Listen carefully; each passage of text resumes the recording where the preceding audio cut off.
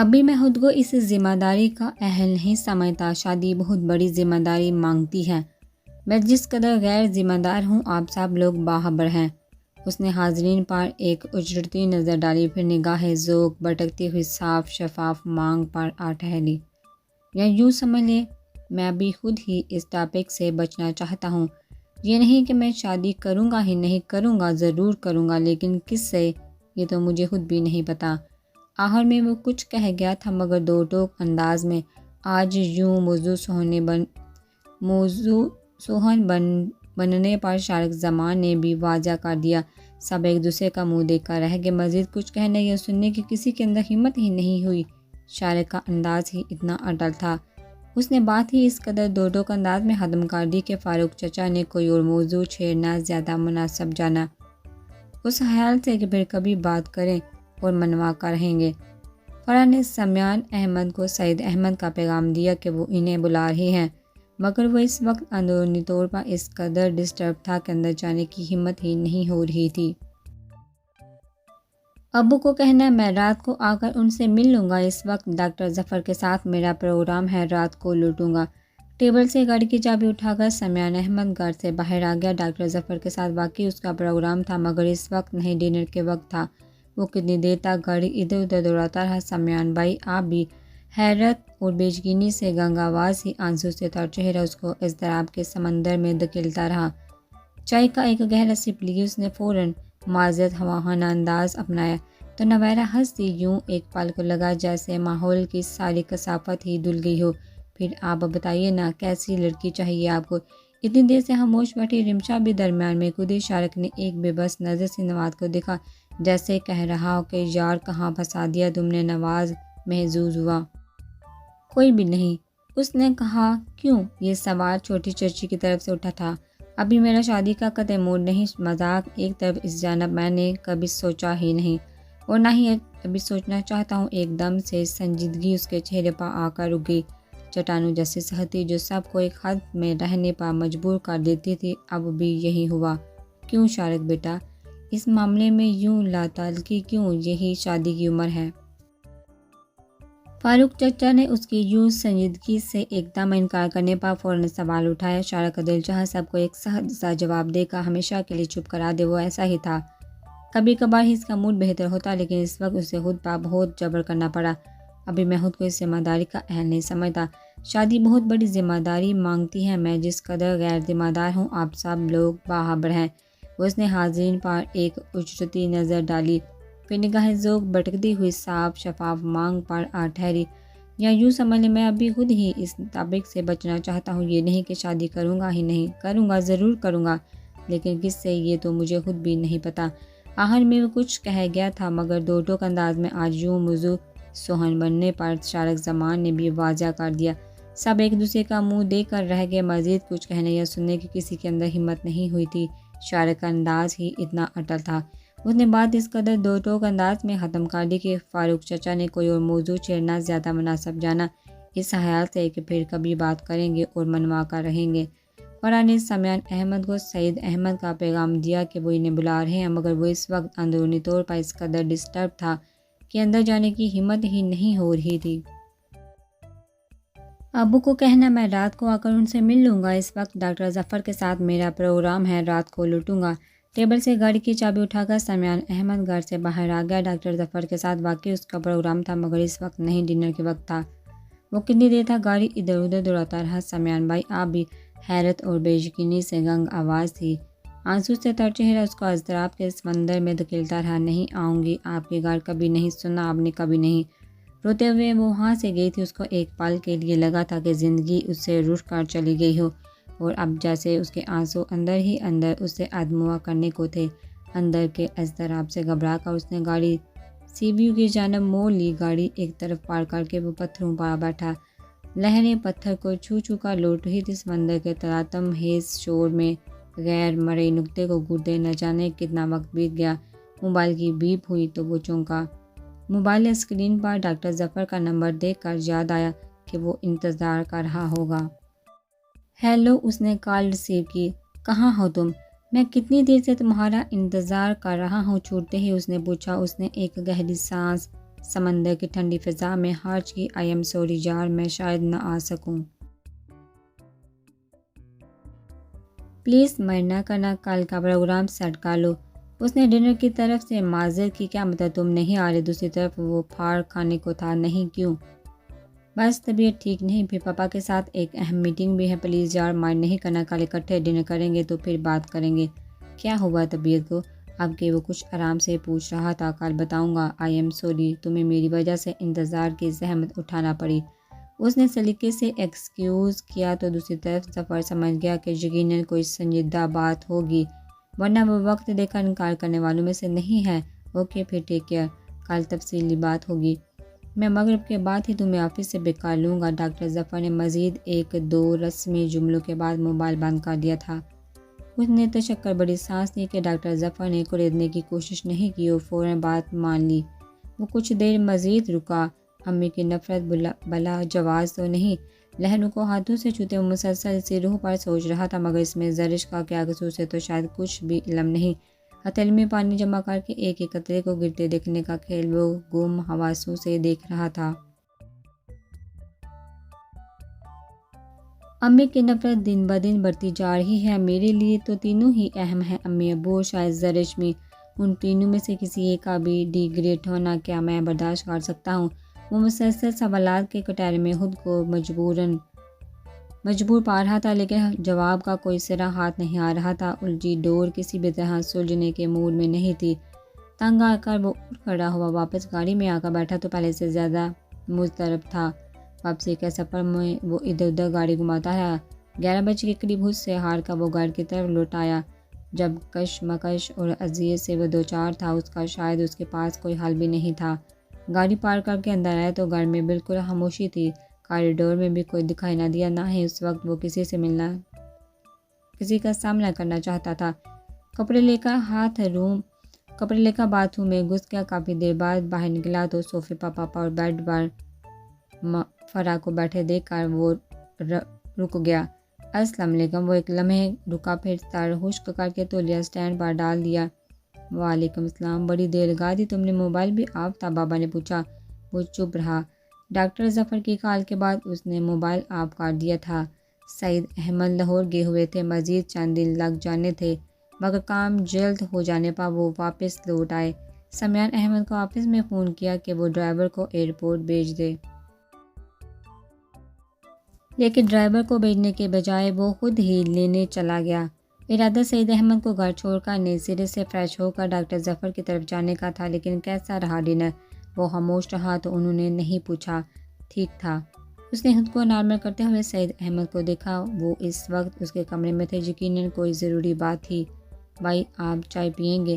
فرا نے پوچھا تو اس نے نفی میں سر ہلا دیا۔ نہیں گڑیا، ابو سے پوچھ لو، میرا دل نہیں چاہ رہا۔ اس کے انکار پر اس نے والد کی طرف دیکھا تو انہوں نے بھی انکار کر دیا۔ نہیں میرا بھی موڈ نہیں، تم جا کر آرام کرو۔ اور ہاں، علی سو گیا ہے یا پڑھ رہا ہے؟ انہوں نے پوچھا۔ علی سو گیا ہے، فرا نے مختصر جواب دیا تو بابا نے سر ہلا کر اسے جانے کا اشارہ کیا۔ وہ خاموشی سے کمرے سے نکل گئی۔ بیٹھو، مجھے تم سے ضروری بات کرنی ہے۔ انہوں نے بیڈ کے سائڈ پر بیٹھے سمیان کو اپنے پاس صوفے پر بیٹھنے کا اشارہ کیا۔ وہ خاموشی سے ان کے پاس بیٹھ گیا۔ کوئی خاص بات ہے؟ بات کس نوعیت کی ہو سکتی ہے اس کو اندازہ ہو رہا تھا، مگر پھر بھی پوچھا۔ انہوں نے کچھ سوچتے ہوئے ہنکارا بڑا، آج جو کچھ بھی ہوا تم نے بھی سب سنا ہے۔ انہوں نے بغیر تمہید باندھے بات شروع کی۔ اس نے ایک گہری سانس لیتے ہوئے صوفے کی پشت سے کمر ٹکائی۔ جی، میں اس بحث میں نہیں پڑوں گا کہ قصور کس کا ہے، میں جمع تفریق کے اس حساب سے اکتا چکا ہوں۔ تمہاری ماں جو چاہتی ہے تم اچھی طرح جانتے ہیں، اور جو میں چاہتا ہوں اس سے بھی باخبر ہو۔ میں زرش پر زور دے رہا ہوں تو اس کے لیے نہیں کہ یہ میری ضد ہے، اس لیے کہ میں نے اندازہ لگایا ہے کہ تم اسے چاہتے ہو۔ انہوں نے اسے بغور دیکھتے ہوئے کہا تو اس نے ایک دم سر جھکا لیا۔ ایسا موقع تو آنا تھا، مگر اتنی جلدی اس کا چہرہ سرخی مائل ہونے لگا۔ میں نے مسعود احمد سے جب بات کی تھی تمہاری رضامندی لے کر ہی کی تھی۔ زرش مجھے اتنی ہی عزیز ہے جتنے کہ تم، لیکن آج کی ساری بات کا لباب یہی ہے کہ میں چاہتا ہوں کہ تم سٹینڈ لو۔ فرا اور علی کی باتیں سن کر جو بھی بات سامنے آئی ہے وہ یہی ہے کہ تم اب اس مقام پر کیا چاہتے ہو۔ وہ حیران کن نظروں سے پاپا کو دیکھ رہا تھا، توقع نہیں تھی کہ وہ اس طرح کی بات کریں گے۔ یعنی اسے سٹینڈ لینا ہوگا، بول جا۔ کیا مطلب ہے آپ کا؟ یہی الجھن سوال کا روپ دھار چکی تھی۔ تمہاری ماں سمجھانے کی حد سے نکل چکی ہے، میں بھی بیٹی والا ہوں، مجھے علم ہے کہ بیٹی کی عزت نفس اور ذلت کیا ہوتی ہے۔ تمہاری ماں جس طرح زرش کی ذات کے پرہچے اڑانے پر کمر بستہ ہے، اس کا صرف یہی حل ہے کہ تم اپنی ماں کے سامنے صاف اور واضح بات کرو، جس طرح عثمان احمد نے سٹینڈ لیا تھا۔ انہوں نے اپنی بات کی وضاحت کر دی۔ اس نے لب بھیج لیے۔ آئی ایم سوری ابو جان، میرے لیے یہ ممکن نہیں۔ کچھ دیر ٹہلنے کے بعد اس نے انکار کر دیا۔ انہیں شاید اس جواب کی توقع نہ تھی۔ وہ چند پل بے یقینی سے اسے دیکھتے رہے۔ میرے لیے آپ جتنے قابل احترام ہیں، امی بھی اتنی ہیں۔ میں اگر اس مقام پر اسٹینڈ لوں گا تو یقیناً ان کا دل برا ہوگا۔ وہ یہ بات کبھی نہیں بھولیں گی کہ میں نے ان کی خواہش کو نظر انداز کر کے اپنے دل کی بات مانتے ہوئے زرش کے لیے اسٹینڈ لیا۔ عثمان بھائی کا معاملہ دوسرا تھا۔ فاریہ بھابی متنازع شخصیت نہیں تھی، جبکہ زرش اور سب سے بڑھ کر آپ کی خواہش بھی ہے۔ وہ ساری زندگی اس بات کو قبول نہیں کرے گی اور نہ ہی چچا جان اور چچی جان مانیں گی۔ پھر کیا ہوگا؟ نتائج کیا ہو سکتے ہیں، مجھ سے بہتر آپ اندازہ کر سکتے ہیں۔ اس نے دھیمے انداز میں ساری بات کھول دی۔ سعید احمد نے بغور ایک لفظ نہ، مجھے اس صورت کی قطعی پرواہ نہیں، مجھے تم لوگوں کے احساسات کی فکر ہے بس، انہوں نے قطعی کہا۔ اس نے نفی میں سر ہلایا۔ لیکن مجھے ہے، وہ عورت میری ماں ہے ابو جان۔ اس کا انداز بھی قطعی تھا۔ انہوں نے بغور بیٹے کی طرف دیکھا۔ وہ ان کا سب سے سعادت مند اور فرمانبردار بیٹا تھا۔ آج تک ان کی کسی بھی بات کے جواب میں اس کے منہ سے نہیں نکلا تھا۔ مگر آج تو پھر ٹھیک ہے، جو تمہاری ماں کہتی ہے وہ مان لو۔ میں تمہاری بارات لے کر وہاں چلا جاؤں گا۔ اب کی بار انہوں نے کچھ غصے سے کہا۔ وہ سٹپٹا گیا، ایک دم گھٹنے زمین پر ٹیک کر اس کے سامنے بیٹھ کر ان کے گھٹنوں پر اپنے ہاتھ رکھ دی۔ آپ کا ہر حکم سر آنکھوں پر، مگر امی کو بھی تکلیف دینا نہیں چاہتا۔ ہم کچھ عرصہ اس ٹاپک کو بھول نہیں سکتے، اس نے لجاجت سے کہا۔ وہ خاموش رہے۔ ابو جان پلیز سمجھنے کی کوشش کریں، چچا جان زرش کی شادی اتنی جلدی نہیں کریں گی، کم از کم 2-3 سال تک۔ تب تک ہم اس ٹاپک کو رہنے دیتے ہیں۔ امی کو سمجھا تو سکتے ہیں، زرش کا نام نہیں لیتے ہیں۔ ہو سکتا ہے آنے والے وقت میں بہتری کی صورت نکل آئے اور امی خود اس رشتے کے لیے دل سے راضی ہو جائیں۔ ہم لوگ بالکل خاموش رہتے ہیں، جس طرح امی کی خواہش ہے کر لیتے ہیں، بعد میں ہم اپنی منوا لیں گے، مگر اس طرح نہیں جس طرح اب ہو رہا ہے۔ اس طرح گھر بنتے نہیں، بگڑ جاتے ہیں، پلیز۔ انہوں نے گہرا سانس لی۔ ٹھیک ہے، تمہاری بات مان کر میں اس ٹاپک کو بھول جاتا ہوں، مگر وہ بھی نہیں ہوگا جو وہ عورت چاہتی ہے۔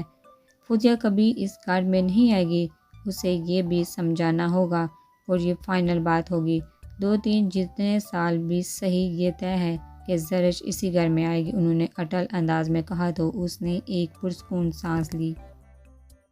شکر ہے انہیں اس کی بات سمجھ آ گئی تھی۔ تھینک یو ابو جان، تھینک یو سو مچ۔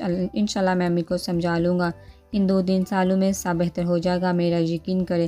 ان کے ہاتھ کو اپنے ہاتھوں میں لے کر اس نے کمال اطمینان اور یقین سے کہا تو وہ مسکرا دیے۔ وہ عورت کسی کے سمجھانے سے کبھی سمجھنے والی نہیں، میری زندگی گزر گئی، تم بھی کوشش کر کے دیکھ لو، ہو سکتا ہے تم کامیاب ہو جاؤ۔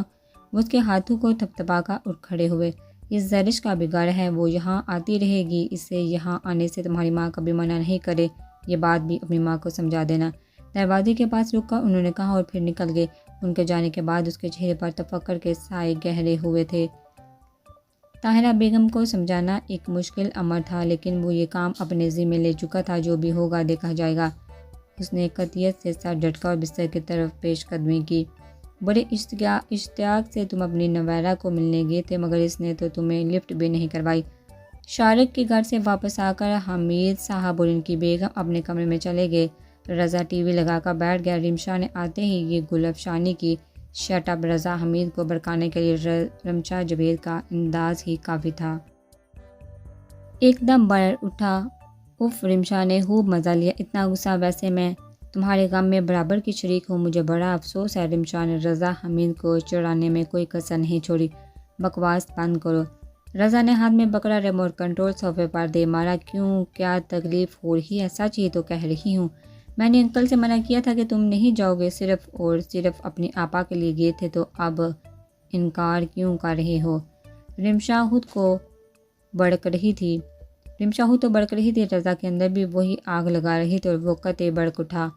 وہ واقعی بڑک اٹھا، اور تم صرف اور صرف اس وجہ سے گئی کہ میں جا رہا ہوں، ہے نا؟ رضا کا انداز پھاڑ کھانے کو تھا۔ رمشا جاوید ہنسی۔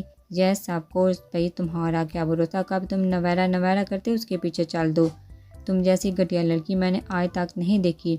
وہ بجائے اشتعال میں آنے کے بہت دکھ سے کہہ رہا تھا، گھٹیا نہیں، تم کیا جانو گھٹیا پن کیا ہوتا ہے؟ اگر میں گھٹیا لڑکی ہوتی تو نویرا بی بی اب تک اپنی منگنی ٹوٹنے کا غم منا رہی ہوتی۔ رمشا نے گھٹیا پن کی وضاحت کی۔ رضا ایک دو پل گنگ کھڑا رہا، پھر نہ جانے کیا ہوا ایک دم صوفے سے اٹھا۔ اس کا بازو دبوچ کا اسے دیوار میں اس طرح دھکیلا کہ وہ لڑکھڑا کر رہ گئی۔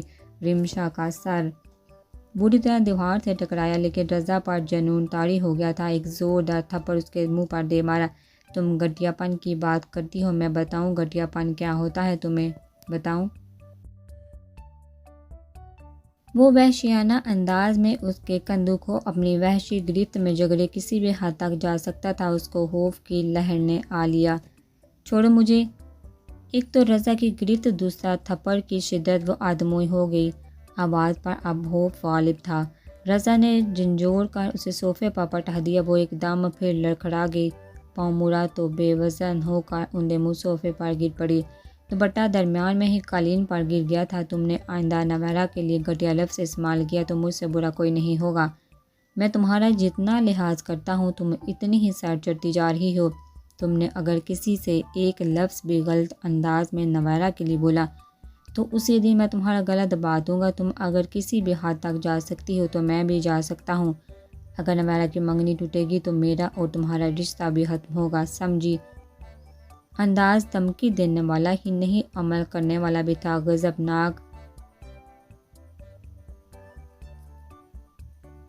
غضبناک وہ الجھے تنفس سمیت سب کہہ گیا۔ جیسے اس کا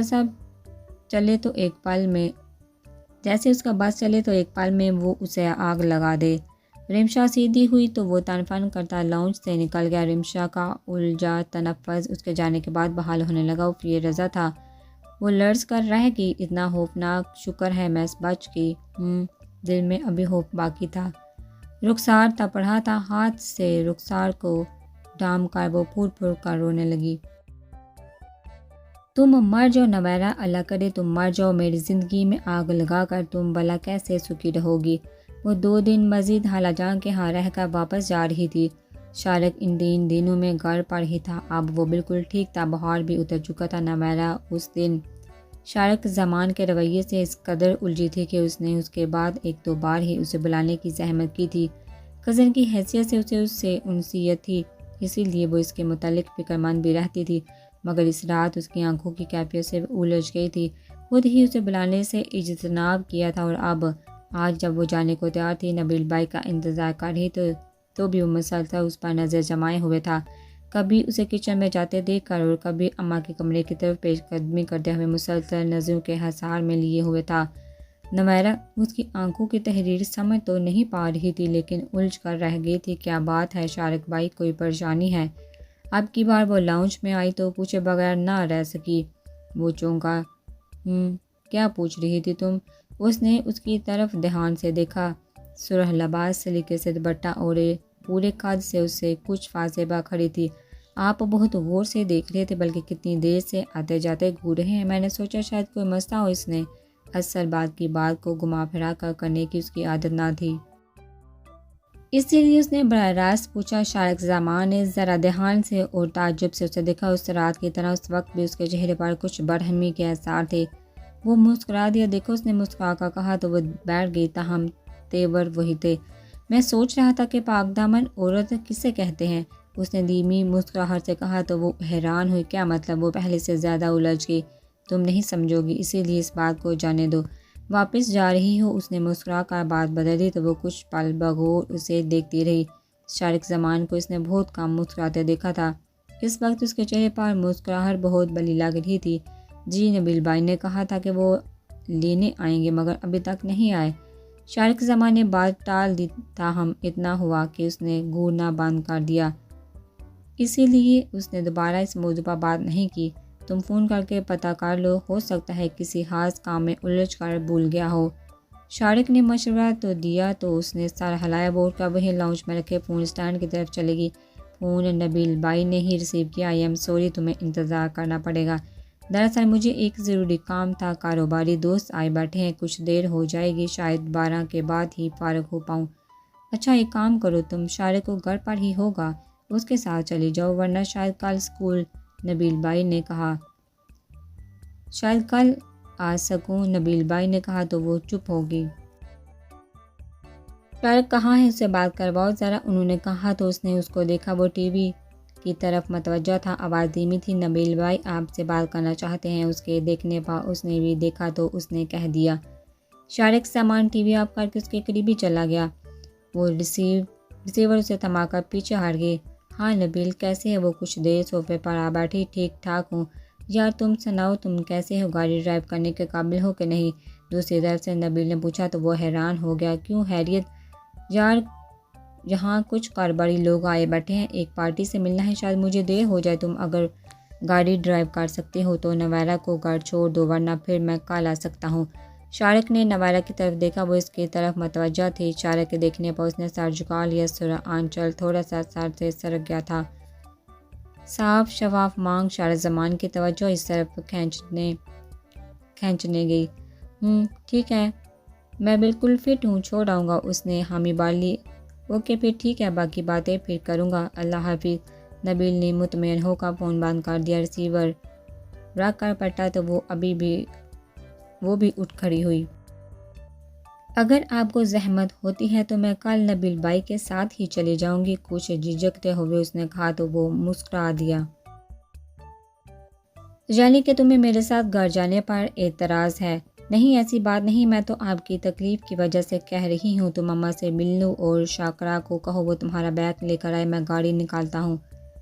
شارق زمان اپنے کمرے کی طرف بڑھ گیا، وہ اس کے ساتھ تنہا نہیں جانا چاہتی تھی مگر وہ نبیل بھائی کو انکار کر سکتی نہیں تھی، اور اب وہ سر جھٹک کر خالہ کے کمرے میں آ گئی۔ اچھا خالہ جان میں گھر جا رہی ہوں، نبیل بھائی کا فون آیا تھا، وہ نہیں آ رہے، شارق بھائی چھوڑنے جا رہے ہیں۔ اچھا ٹھیک ہے، شارق کو کہنا وہ گاڑی احتیاط سے چلائے، پہلے ہی خدا نے بچایا ہے۔ انہوں نے اسے اپنے گلے لگایا۔ اپنا خیال رکھیے گا، دوائی اور خوراک وقت پا لیجیے گا۔ ان سے جدا ہو کر اس نے بھی خاص ہدایت کی، وہ مسکرا دی۔ اپنا بیگ لے کر وہ گیٹ سے نکلی تو وہ فرنٹ ڈور کھولے منتظر تھا۔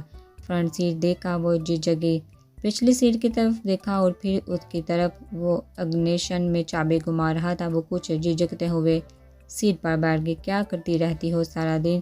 گاڑی تھوڑا سا آگے بڑھی تو اس نے ہی اندر کی خاموشی کو توڑا، ورنہ وہ تو تہیہ کیے بیٹھی تھی کہ کچھ نہیں بولے گی، کچھ نہیں، گھریلو کام کاج سارا دن انہی میں مصروف رہتی ہوں، اس کے علاوہ کبھی کبھار سلائی کر لیا کرتی ہوں، اس نے سادگی سے جواب دیا۔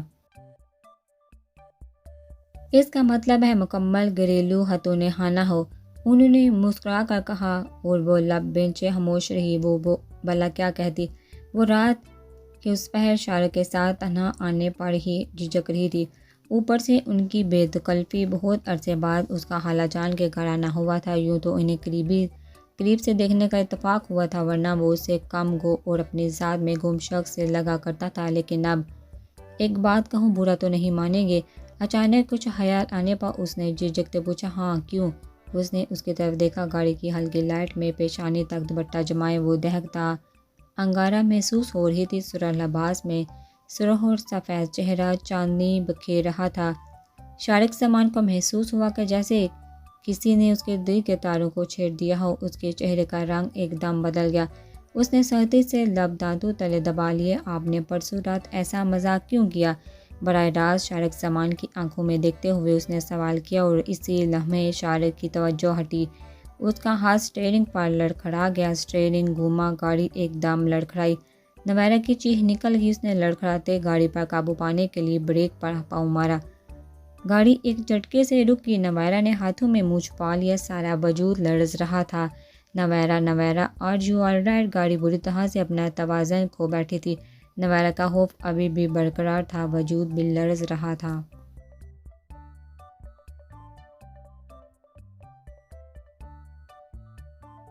اس نے پریشانی سے اس کے کندھے پر ہاتھ رکھا تو جیسے وہ ہوش میں آ گئی، فوراً اس کا ہاتھ جھٹک دیا۔ آپ وہ کچھ سخت کہنے کی کوشش میں لب سی گئی۔ آئی ایم سوری، میرا دھیان بھٹک گیا تھا، اس نے ندامت سے کہا۔ آپ کا دھیان تو یوں لگتا ہے ہر وقت بھٹکا رہتا ہے، آپ کے لیے زندگی بیکار ہے اور بے معنی ہو گئی ہے۔ جیسے آپ تجربوں کی نظر کرنے پر تلے ہوئے ہیں، مگر میرے لیے بہت معنی رکھتی ہیں۔ مجھے پتہ ہوتا کہ آپ کی ڈرائیونگ اس قدر ناقص ہے تو میں کبھی آپ کے ساتھ نہ تھی۔ خوف کے باعث آنسو بہہ نکلے۔ چہرہ صاف کرتے اس نے تلخی سے کہہ دیا، ڈرائیونگ تو خیر میری بہت شاندار ہے، تم نے تجربہ کب کیا ہے؟ ریلی انداز ایک دم زومانی تھا۔ نویرا اندر تک جنجلا اٹھی، دیکھیے میں سیدھی صاف کھڑی لڑکی ہوں، مجھے آپ کی زومانی باتوں کی قطعی سمجھ نہیں آتی۔ بس اتنا ہوتا ہے کہ میرا دماغ ضرور الجھ جاتا ہے۔ میرے ساتھ صاف اور سیدھی بات کیا کرے ورنہ کوئی ضرورت نہیں بات کرنے کی، چاہے وہ بات مزاق کے رنگ میں کہی گئی ہو یا پھر ریلی کی صورت میں۔ اس نے تلخی سے سب کہہ دیا۔ سگریٹ کا دھواں اڑاتے شارک نے حیران ہو کر نویرا کو دیکھا۔ اس قدر صاحب گو اکھڑی لڑکی تھی، اس نے پہلی دفعہ ہی اسے قریب سے دیکھا اور محسوس کیا دل ایک دم سے الجھنے لگا۔ وہ پہلے بھی ان کے ہاں آتی تھی مگر کبھی اس نے اس قابل توجہ ہی نہ جانا تھا۔ پلیز گاڑی چلائیے، مجھے رات اسی راستے پار نہیں گزارنی، آپ بے شک اپنا یہ شوق پورا کر لیجیے گا مگر مجھے میری منزل پر پہنچانے کے بعد۔ اس کی تلخی ایسی تھی کہ اس کے ہونٹ خود بخود مسکرا اٹھے۔ اس نے گاڑی سٹارٹ کر دی۔ تم سے بھی اس قدر تفصیلی ملاقات نہیں ہوئی تھی، مجھے تمہارے متعلق کچھ اندازہ بھی نہیں تھا، لیکن تم واقعی کچھ منفرد لڑکی ہو۔ Really I impress you. اس کا انداز واقعی تعریفی تھے۔ نویرا چپ رہی۔ تم کوئی رائے نہیں دو گی؟ اس کی خاموشی محسوس کر کے اسے بولنے پر اکسانے لگا۔ نہیں، اس نے بولنے سے صرف انکار کر دیا، اس لیے کہ مجھے رات کے اس پہر میں پہلی دفعہ نبیل بھائی کے علاوہ کسی اور کے ساتھ سفر کرنے کا اتفاق ہوا ہے، اور میں ہر کسی کے ساتھ بے تکلف نہیں ہوتی، اور یہ کہ سفر میں تو میں بالکل بھی نہیں بولتی، مگر آپ مجھے مسلسل بولنے پر مجبور کر رہے ہیں۔ پہلے سے زیادہ صاف گوئی تھی۔ وہ ایک گہرا سانس لے کر رہ گیا۔ باقی کا راستہ اس نے شعوری کوشش کر کے خاموشی میں گزارا۔ گھر قریب آیا تو نویرا شکریہ ادا کرنے کے لیے الرٹ ہو کر بیٹھ گئی اور دل ہی دل میں پکا ارادہ کر لیا کہ آئندہ کبھی اس کی گاڑی میں سفر نہیں کرے گی۔ اس دن علی گڑھ چھوڑ کر گیا تھا۔ شائستہ بیگم مغرب کی نماز ادا کر رہی تھی، اسی لیے زرش کی خلاصی ہو گئی۔ علی بھی بیٹھنے کے بجائے چلا گیا۔ 2 دن یوں ہی گزر گئے۔ اس نے دوبارہ جانے کی ضد نہیں کی۔ فرح سے تو کالج میں روز ملاقات ہوتی۔ فرح نے دوبارہ اس موضوع کو نہیں چھیڑا۔ زرش بھی پہلو تہی کر رہی تھی۔ دونوں میں پڑھائی کے علاوہ کوئی اور بات نہیں ہو رہی تھی۔ وہ کالج سے آنے کے بعد کھانا کھا کر لاؤنج میں چلی گئی۔ ماما رات کے کھانے کی تیاریوں کے لیے کچن میں مصروف تھی۔ وہ خاموشی سے ٹی وی آن کر کے بیٹھ گئی۔ زرش ایک بات پوچھو؟ وہ بظاہر ٹی وی دیکھ رہی تھی لیکن گیان کی سوئیاں نہ جانے کہاں اٹکی ہوئی تھی۔ نوشین نے کچھ دیر اس کے غیر حاضری دماغی محسوس کی، پھر میگزین ٹیبل پر چھوڑ کر وہ اس کے پاس ہی آ بیٹھی۔ اس نے نگاہیں اسکرین سے ہٹا کر نوشین کو دیکھا۔ میں دیکھ رہی ہوں جب سے تم تایا جان کے ہاتھ سے لوٹ کر آئی ہو، کچھ پریشان ہو، کیا بات ہے؟ اس نے سنجیدگی سے پوچھا تو زرش چونکی۔ نہیں تو پریشان تو نہیں، تمہیں یوں ہی محسوس ہو رہا ہوگا۔ ایسی تو کوئی بات نہیں۔ اس نے ہنس کر ٹالنے کی کوشش کی تو نوشین نے نفی میں سر ہلایا۔ یہ میرا وہم نہیں، یقین ہے، ضرور کوئی بات ہے۔ اس کا یقین ابھی بھی برقرار تھا۔ زرش سر جھکا گئی۔ کیا بات ہے؟ مجھ سے شیئر کرو پلیز زرش، یوں خود کو مت کھلاؤ، ہم ہیں نا؟ کیا تائی امی نے کچھ کہا ہے؟ بہت محبت سے زرش کا ہاتھ تھام کر اس نے اپنائیے سے پوچھا۔ زرش کی آنکھیں جلمل ہونے لگی۔ میں نے پوری کوشش کی تھی کہ کوئی بات نہ ہو، مگر وہ لب سی کر آنسو چھپانے کی کوشش کرنے لگی۔ کیا کوئی بات ہوئی ہے؟ اس نے دھیمے سے پوچھا تو زرش نے سر ہلا دیا۔ دھیرے دھیرے اس نے سب کہہ دیا۔ نوشین نے کچھ پل خاموشی سے اسے دیکھا اور بھی کہا، اتنی بڑی بات ہوگی اور تم نے ذکر تک نہیں کیا؟ وہ دکھ سے کہہ رہی تھی۔ نہیں پلیز نوشین، تم بھی کسی سے ذکر نہ کرنا، خاص طور پر ماما سے بالکل بھی نہیں۔ اس نے نوشین کا ہاتھ پکڑ کر کہا، ورنہ ماما مجھے کبھی بھی تایا جان کے ہاں جانے نہیں دیں گی۔ پہلے ہی وہ بڑی مشکل سے راضی ہوئی تھی۔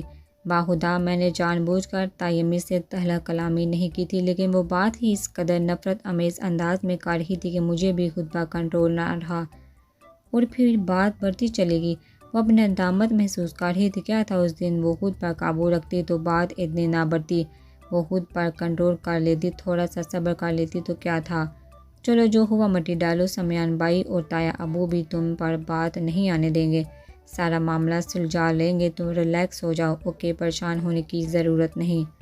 جہاں تک تایمی کی بات ہے، اتنا کچھ سننے کے بعد تایابو کسی نہ کسی طرح ان کی زبان تو روکیں گے، اس نے سمجھایا تو زرش نے سر ہلایا۔